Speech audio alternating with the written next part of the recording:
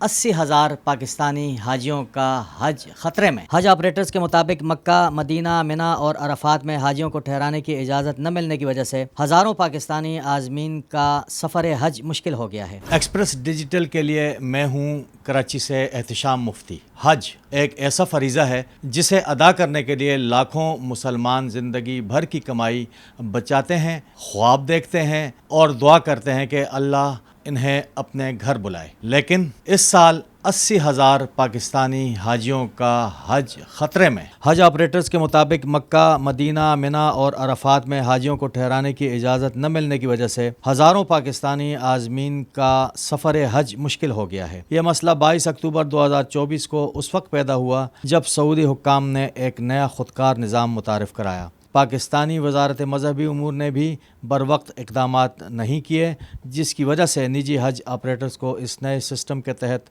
درپیش مسائل کا سامنا کرنا پڑا۔ اس کے لیے انہوں نے ہمیں ایک نیا نظام دیا، ہمیں کیا پوری دنیا کو نظام دیا، اور انہوں نے یہ کہا کہ جی 23 اکتوبر تک پہلا جو زون کام شروع ہوگا وہ 23 اکتوبر کو ہم منا کی جو لوکیشن ہے، منا آپ کو معلوم مائلز میں پھیلا ہوا ہے، انہوں نے منا کے اندر 5 زون ایلوکیٹ کیے ہیں، زون 1، 2، 3، 4، 5۔ اس کی ایلوکیشن انہوں نے کہا کہ جی ہم 23 اکتوبر سے سٹارٹ کریں گے۔ ظاہر بات ہے کہ نیا نظام تھا، ان کے لیے بھی ایک بہت بڑا چیلنج تھا ایک پورا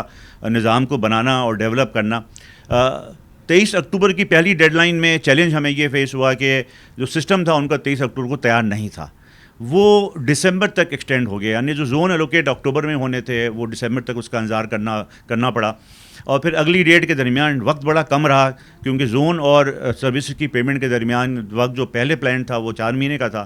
وہ 12 فروری اور دسمبر کے درمیان وقت کم ہو گیا۔ نجی حج آپریٹرز کے مطابق مکہ اور مدینہ کے ہوٹلوں کی ایڈوانس میں بکنگ کرائے جانے کے باوجود اب تک سعودی دفاع مدنی سمیت دیگر متعلقہ اداروں کی جانب سے حاجیوں کو ٹھہرانے کا اجازت نامہ نہیں دیا گیا ہے۔ نجی حج آپریٹرز نے ممکنہ بحران سے بچنے کی غرض سے اپنے اثاثے فروخت کر کے متعلقہ سعودی اتھارٹیز اور سروس پرووائڈرز کو ایڈوانس میں ادائیگیاں کی ہوئی ہیں۔ جو چیز امپورٹنٹ ہے وہ یہ ہے کہ اس ڈیڈ لائن کو ابھی تک کیونکہ سعودی گورنمنٹ نے ایکسٹینڈ نہیں کی تو یہ کہ بحران پیدا ہو رہا ہے۔ حجاج نے جو بکنگ کرا لی ہے، جنہوں نے پیسہ ایچ جی اوز کو دے دیے ہیں، وہ ایچ جی اوز پیسہ سعودی عرب بھیج چکے ہیں۔ 14,000 کے علاوہ کہ جو 76,000 کا پیسہ ہے وہ سعودی عرب میں پڑا ہوا ہے، ٹھیک ہے، ان کے یہاں ہمارے ڈی جی صاحب کے بینک اکاؤنٹ میں پڑا ہوا ہے، جو ہمارا ڈائریکٹر جنرل کا آفس ہے